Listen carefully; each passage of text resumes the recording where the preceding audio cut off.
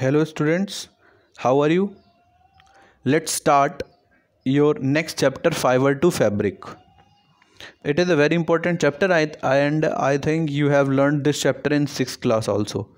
The name was same, fiber to fabric. But in class 6 you have learned about the plant fibers, the fibers obtained from plant. So let's recall some terms and then we will continue the fabrics and fibers which are in our syllabus in this class. Very first, what is fibre? ये हम पढ़ चुके हैं. Fibre क्या होता है? एक thread होता है, एक धागा होता है, या फिलामेंट होता है. फिलामेंट भी मतलब एक धागा जो किसी वेजिटेबल के टिश्यू से या मिनरल के टिश्यू से बनता है. ठीक, रेशा जिसे कहते हैं. ठीक है, फाइबर मतलब रेशा.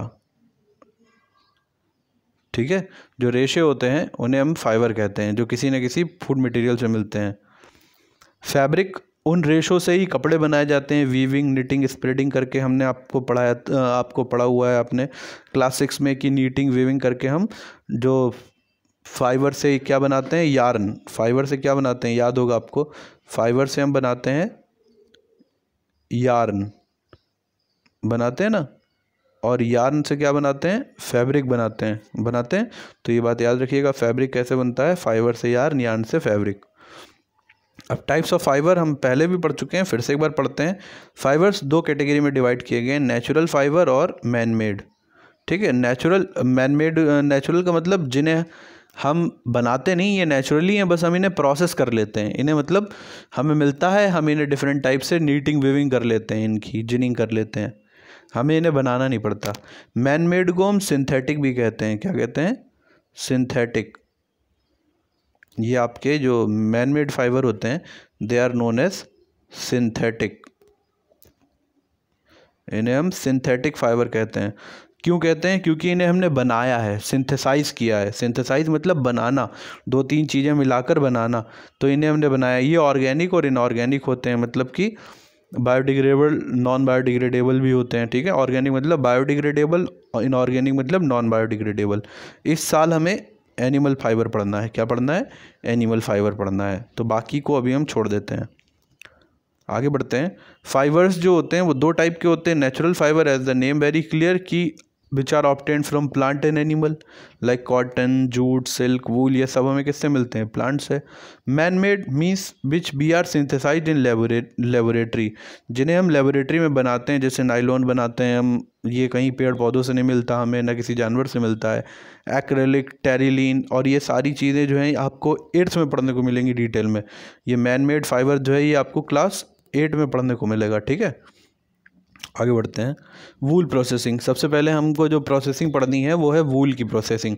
अब देखो, हम अलग अलग सीज़न में, अलग अलग वेदर कंडीशंस में अलग अलग कपड़े पहनते हैं. तो हमारी according to the weather fabric requirement अलग अलग है. तो जैसे जाड़ों में हमें वूल पहनना होता है ना.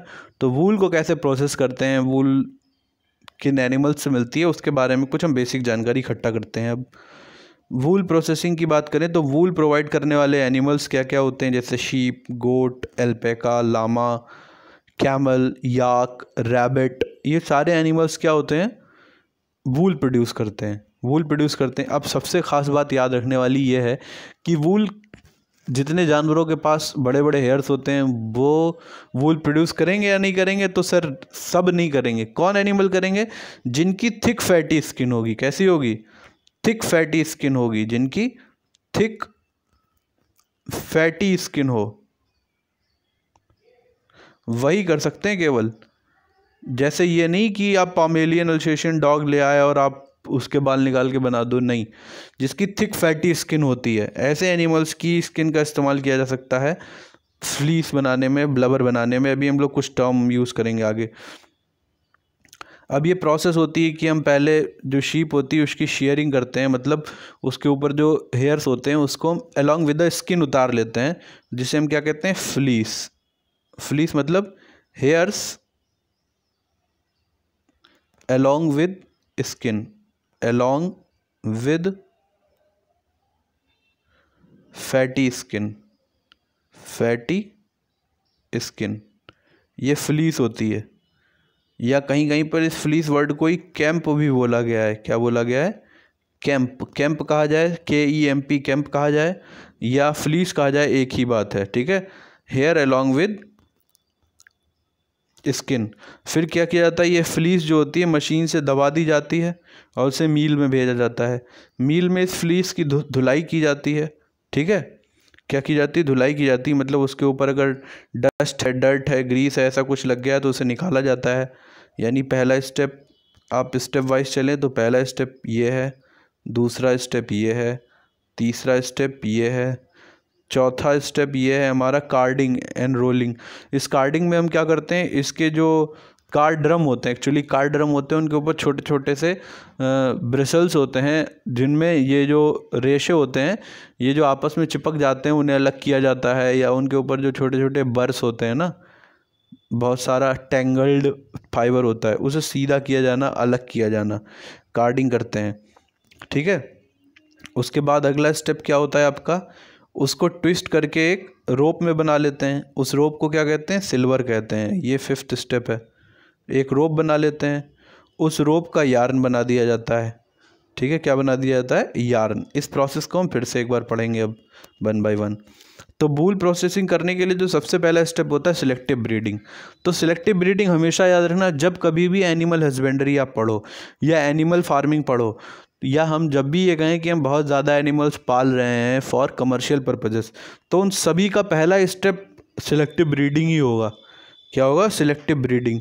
सिलेक्टिव ब्रीडिंग का मतलब क्या होता है, अच्छी क्वालिटी के एनिमल्स को सिलेक्ट करना, पेरेंट्स को एक्चुअली सिलेक्ट करना, पेरेंट्स को सिलेक्ट करना, ताकि उनके बच्चे जो हों वो हमें रिक्वायर्ड मिले, है ना। जैसे अगर आप कोई घर पे गाय खरीदना चाहता है, ठीक है, तो जब अगर आप गाय या डेयरी खोलना चाहते हो, गाय भैंस को ख़रीदना चाहते हो, तो आप पहले क्या करोगे, मार्केट जाके ये पता करोगे ना कौन सी गाय भैंस अच्छी क्वालिटी की है, अच्छा दूध देती है, कम बीमार पड़ती है, कितना खाती है, कितना नहीं खाती है, सब चीज़ों का ध्यान रखोगे ना, तो मतलब you will select a breed. आप सबसे पहले क्या करोगे, एक ब्रीड को सिलेक्ट करोगे कि हमें ये पालना है। तो पहला स्टेप क्या होता है, सिलेक्टिंग ऑफ पेरेंट्स। हम पेरेंट सिलेक्ट करते हैं, मतलब हम जो खरीद के लाते हैं वो पेरेंट होते हैं। फिर उनके बच्चे हमारे यहाँ धीरे धीरे ग्रो करते हैं। अब जो डेयरी फार्मिंग होती है उनमें तो अगर मेल पैदा होता है तो वो तो यूजलेस हो जाता है उनके लिए, लेकिन शीप वाली प्रोसेस में मेल फीमेल से कोई फ़र्क नहीं पड़ता, क्योंकि हमें तो उनके हेयर्स चाहिए। तो वहाँ तो गुड क्वालिटी पेरेंट मिल जाएँ तो जितने बच्चे हैं वो सब के सब हमारे यूज़ के हैं, ठीक है। तो पहला स्टेप क्या होता है, हम उनके जो पेरेंट्स हैं उन्हें सेलेक्ट करते हैं। दूसरा स्टेप होता है शेयरिंग। शेयरिंग मतलब शेविंग करना, उनकी स्किन को रिमूव करना अलोंग विद द हेयर। और ये कब की जाती है, स्प्रिंग सीजन में करते हैं। कब करते हैं, स्प्रिंग सीजन में करते हैं, ठीक है। जब गर्मी आने वाली होती हैं तब हम करते हैं। क्यों, देखो, क्योंकि गर्मियाँ आएंगी और वो इतनी थिक स्किन और इतने हेयर्स लेके शीप और ये सारे एनिमल तो रह नहीं सकते, तो उनकी फ्लीस को उतार लिया जाता है, जिससे उन्हें गर्मियों में सर्वाइवल करने में आसानी हो जाती है और हमारा भी फ़ायदा हो जाता है, ठीक है। दूसरा होता है स्कोरिंग। स्कोरिंग मतलब वॉशिंग। स्कोरिंग मतलब वॉशिंग करना। इसमें हम धुलाई करेंगे, वॉश करेंगे। तो स्कोरिंग में क्या होता है, वॉश में जैसे अब जानवर हैं ये मिट्टी में लौटते हैं, गोबर लग जाता है, धूल लग जाती है, ग्रीस डस्ट ये सब लग जाता है, तो इसे रिमूव करना स्कोरिंग कहलाता है। फिर सॉल्टिंग। अब जब वो सारी की सारी फ्लीस धुल जाती है, धुलाई होने के बाद क्या होता है, हम उसमें से अच्छी वूल और ख़राब वूल अलग अलग करते हैं ना। तो डिफरेंट टाइप की वूल को सेपरेट करना अकॉर्डिंग टू दी टेक्सचर, वो टच में कैसी है, उसका थ्रेड लंबा है या नहीं लंबा है, कलर अच्छा है या नहीं अच्छा है, तो इस तरीके से सॉर्ट करना। इसमें क्या होता है, एक और स्टेप होता है कि इसमें जो फ्लफ़ी फाइबर होते हैं, बर्स, जैसे कभी कभी आपने देखा होगा हम स्वेटर पहने रहते हैं तो उसके ऊपर रोएं निकल आते हैं, गोल गोल घूमे घूमे से रोएं होते हैं, जो बर्स आ जाते हैं, ठीक है। बर्स मैं अभी आपको दिखाता हूँ बर्स कैसे दिखते हैं। दिखाई दे रहे हैं स्वेटर के ऊपर ये छोटे छोटे से रेशे निकल आते हैं, रोएं निकल आते हैं, ये जो दिख रहे हैं दे आर नोन एज बर्स। इन्हें हम क्या कहते हैं, बर। जब क्योंकि जब हम इन्हें पहनते रहते हैं तो इनकी जो ट्विस्टिंग होती है वो धीरे धीरे खुलने लगती है। भाई ये छोटे छोटे फाइबर ही तो होते हैं जिन्हें हमने ट्विस्ट कर दिया है, ट्विस्ट करके हमने यार्न बनाया, तो वो धीरे धीरे वो यार्न से छोटे छोटे फाइबर छूटने लगते हैं और वही फाइबर क्या बना लेते हैं, बर्स बना लेते हैं, ठीक है। क्या कहलाते हैं, बर्स, ठीक है। इनका रिमूवल किया जाता है। फिर क्या होता है, डाइंग, मतलब उनसे कलर करेंगे, ठीक है। देखो 3 कलर तो नेचुरल होते हैं, ब्लैक, ब्राउन और वाइट। ये तो नेचुरली मिलते हैं ना, इस कलर की शीप होती है। इसके अलावा जो भी कलर होते हैं वो हमें बनाने पड़ते हैं। कॉम्बिंग क्या होता है, हम उन्हें स्ट्रेटन करते हैं। कॉम्बिंग मतलब कंघा करना, लंबा करके थ्रेड को सीधा कर लेना ताकि हम उसको टेंगल कर सकें, मोड़ सकें, ट्विस्ट कर सकें, उसका धागा बना सकें। कॉम्बिंग मतलब कंघा करना। हमारे बाल आपने देखा होगा, गर्ल्स आप आसानी से जानती होंगी ये बात, कि जब हम कॉम्बिंग करते हैं तो क्या होता है, तो बाल आपस में उलझ जाते हैं, इंटेंगल्ड होते हैं, उनको हम क्या करते हैं, सीधा कर लेते हैं, करते हैं ना, ताकि चोटी बांधी जा सके। वैसे चोटी बांधने का मतलब हमें क्या बनाना है, एक यार्न बनाना है, छोटे फाइबर की चोटी बना देनी है। ठीक है, तो ये कुछ हमारे स्टेप्स थे जो इसमें आते हैं। इस कॉम्बिंग के बाद क्या होता है, उसकी रीलिंग कर दी जाती है। क्या की जाती है, रीलिंग की जाती है, रील बना दी जाती है, और उसके बाद उस फाइबर को मिल्स में भेज दिया जाता है। ठीक है, कहाँ भेज देते हैं, मिल में, और फिर उसके कपड़े बनाए जाते हैं, या डायरेक्ट उस यार्न का यूज़ किया जाता है। घर पे मदर्स खरीद के लाती हैं, स्वेटर बिनती हैं, हमारे लिए डिफरेंट काइंड के फैब्रिक बिने जाते हैं। ये सारी की सारी प्रोसेस कहलाती है वूल प्रोसेसिंग।